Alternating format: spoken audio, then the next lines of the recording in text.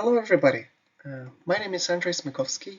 I'm a PhD candidate at Montpellier University, and today my focus will be on discussing the experimental contributions that I have made during my PhD program, and my goal is to clarify what is actually morphogenesis and its utility for studying interpersonal entrainment, synchrony, within particularly the context of affective dynamics, but also, for instance, for agent-based modeling.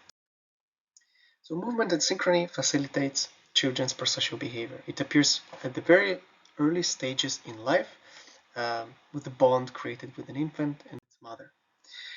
In this study, Cirelli and colleagues invited mothers with their children, and they asked to bounce vertically mothers holding their babies, either in synchrony with the experimenter or asynchronously. And the goal was to test the prosocial behavior of the children. The results revealed that by synchronously bouncing the child with the experimenter, it tends to promote prosocial behavior for this child. And not only in-phase synchrony led to positive outcome, but also less stable state, the anti-phase, also had similar results.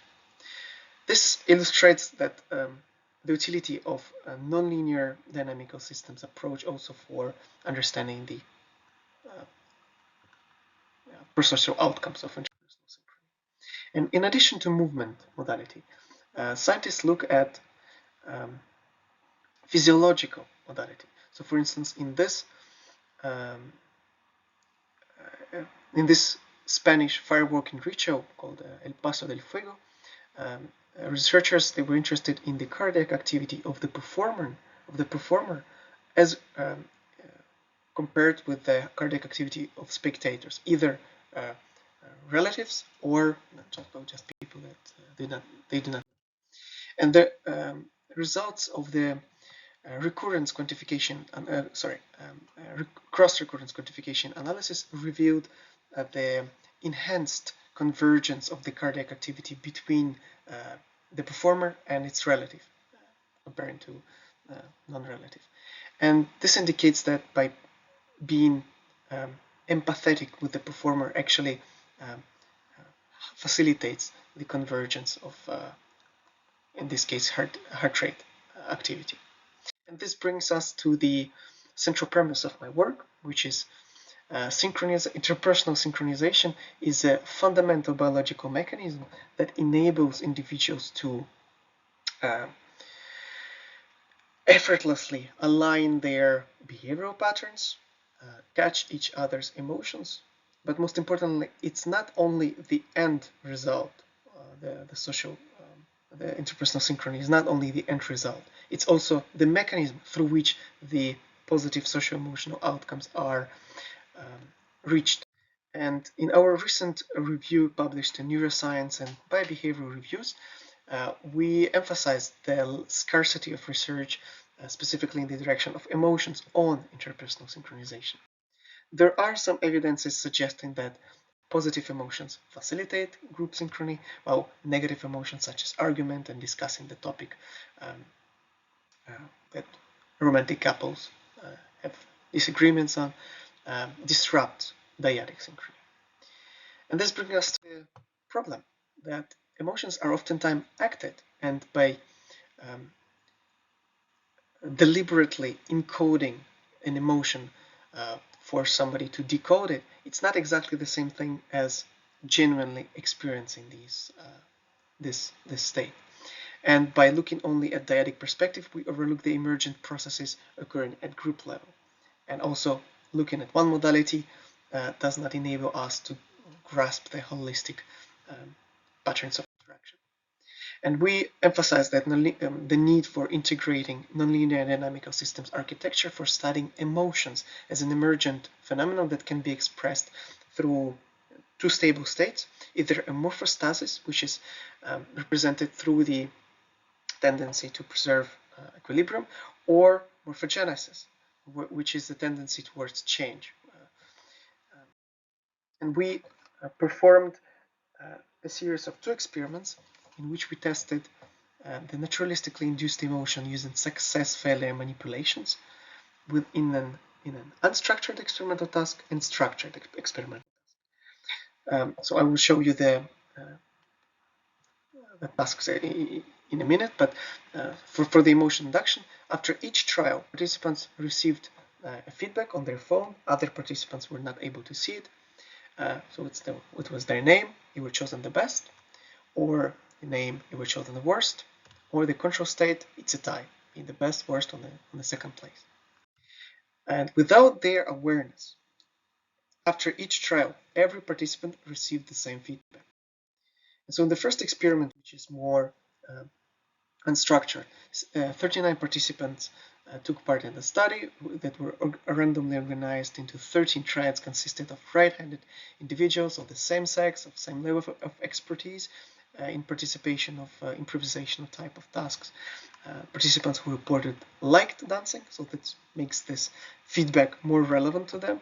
They performed 15 30-second trials each, and no instruction to synchronize was given. So if we detect synchrony, it was spontaneous.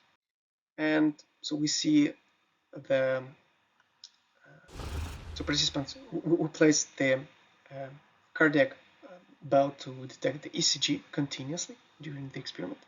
We also used Viacom motion capture to track their movements, and we asked participants to freely explore 3 dimensions, to create complex, varied, and interesting movements with their right hand. And after each trial, the participants needed to rank themselves, who in their opinion performed the best, who was second, and who was third.